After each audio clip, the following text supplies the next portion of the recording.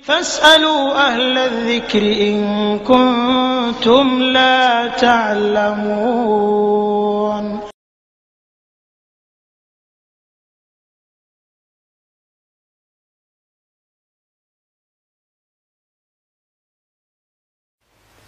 Alhamdulillah wassalatu wassalamu ala rasulillah wa ba'du. Kaum muslimin yang dimuliakan oleh Allah subhanahu wa ta'ala, telah sampai kepada kami sebuah email dari Sipurna xxx@oketmail.com. Isi email, saya mau bertanya, menurut Ustadz, bagaimanakah tentang mitos jika istri hamil, suami tidak boleh membunuh binatang termasuk nyamuk?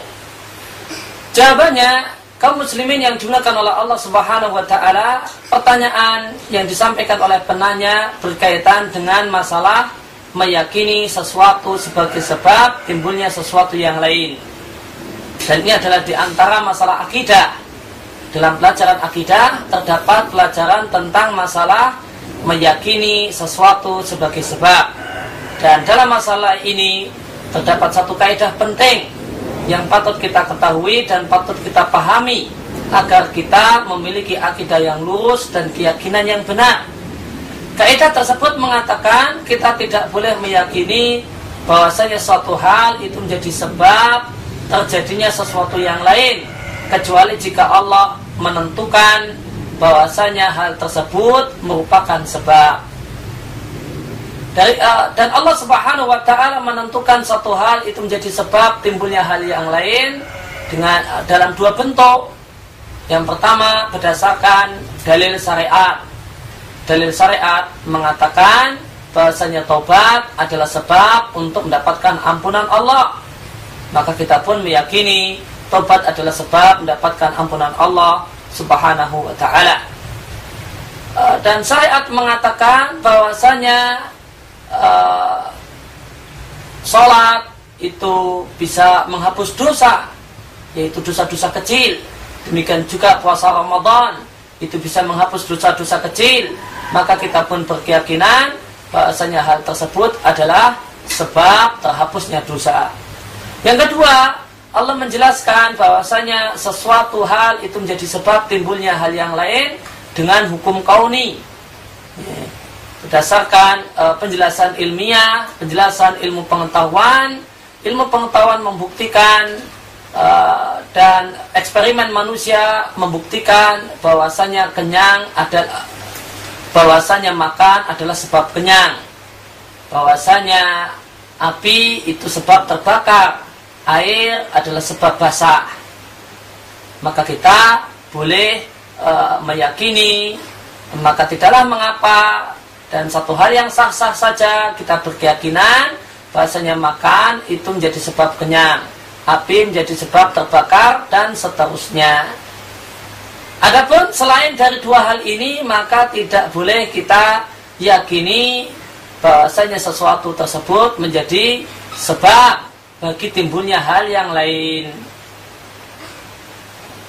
Jika kita meyakini sesuatu tersebut menjadi sebab bagi timbulnya hal yang lain, padahal tidak termasuk dalam dua kategori di atas, maka keyakinan kita ini dinilai sebagai kemusyrikan yang kecil, yang statusnya dosa besar, yang tidak kalah besar dengan dosa berzina, membunuh orang, dan yang lainnya. Meskipun dosa ini belum sampai mengeluarkan pelakunya dari Islam. Maka kembali kepada apa yang ditanyakan, yaitu keyakinan sebagian orang bahwasanya jika suami yang punya istri yang hamil membunuh nyamuk, maka ini akan jadi sebab dan berikan pengaruh kepada bayi, boleh jadi fisik bayi atau pengaruh yang lainnya. Maka patut kita lihat apakah terdapat dalil syariat yang menunjukkan benarnya keyakinan ini. Jawabannya, tidak kita jumpai dalil syariat yang menunjukkan benarnya keyakinan ini.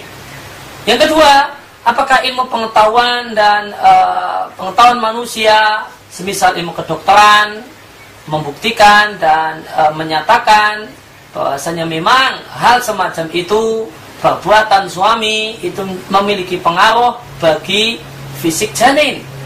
Ya, saya yakin jawaban dari medis, jawaban secara medis, jawaban dari para dokter adalah tidak adanya hubungan antara dua hal ini. Jika demikian, maka menjadi kewajiban setiap muslim untuk tidak berkeyakinan bahwasanya membunuh nyamuk yang dilakukan oleh seorang suami yang istrinya sedang hamil itu memiliki pengaruh bagi kondisi fisik janin. Dan siapa yang berkeyakinan bahwasanya perbuatan ini membunuh nyamuk, membunuh semut atau yang lain itu yang dilakukan oleh seorang suami itu memberikan pengaruh pada janin yang ada dalam perut istrinya, maka dia telah melakukan syirkun asghar, kesyirikan yang kecil yang belum mengeluarkan seorang dari Islam. Namun meskipun dia namanya kecil, bukan berarti dosanya kecil, akan tapi dosanya besar.